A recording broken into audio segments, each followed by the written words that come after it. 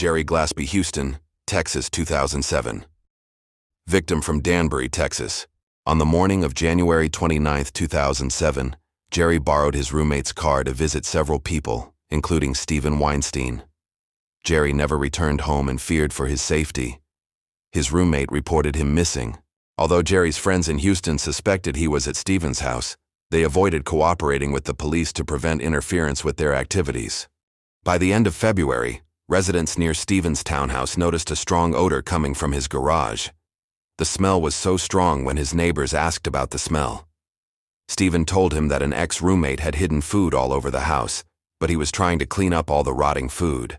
On March 8th, HPD officer was dispatched to Stephen's house to check out the foul odor coming from the garage.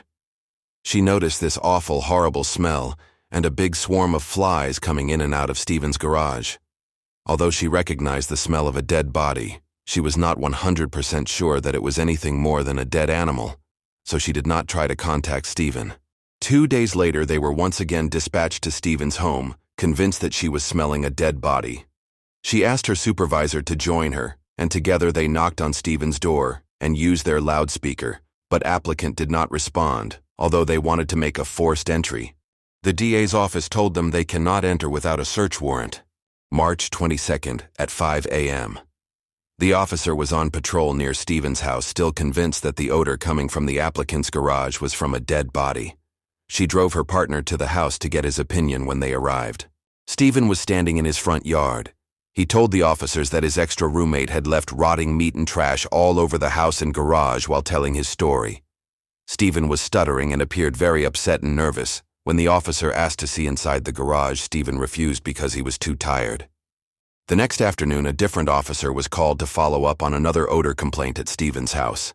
He immediately identified the smell of a dead body. He also smelled the strong odor clean like bleach, indicating somebody was trying to clean up after what they did. That officer opened Stephen's garbage can and saw several empty bodies of bleach and other cleaning fluids. He couldn't contact Stephen, but finally officers called for a cadaver dog who alerted at Stephen's garage, indicating that human remains were in the garage. After obtaining a search warrant, the officers cut through Stephen's gate and entered his unlocked house. They discovered Stephen laying on a bed upstairs. He appeared to be shaking like he was having a seizure. A police scanner was on the bed next to him. He was taken away while officers entered the garage and found Stephen's car. As an officer went to the trunk or the car, he saw a bank coat hanger securing the trunk. He opened the trunk and found a naked, badly decomposed body. An engine hoist was nearby when they searched the rest of the house.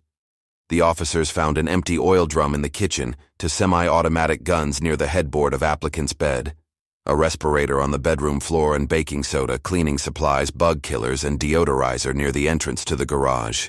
Dental and fingerprint evidence confirm that the body was that of Jerry Glaspie. Jerry had no clothes on. His wrist and legs were bound together with metal shackles, rope, chains, and wire. There are loops of duct tape around his lower neck that had probably slipped off from his lower face. The medical examiner determined that the bones in Jerry's neck have begun to just articulate, but the EM could not determine if this is caused by regulation or natural decomposition, while the exact cause of death could not be determined, so that Jerry's death could have been caused either by regulation or by asphyxiation from the duct tape. What took the police so long to find the body? Several complaints. An officer that could sense something was not right.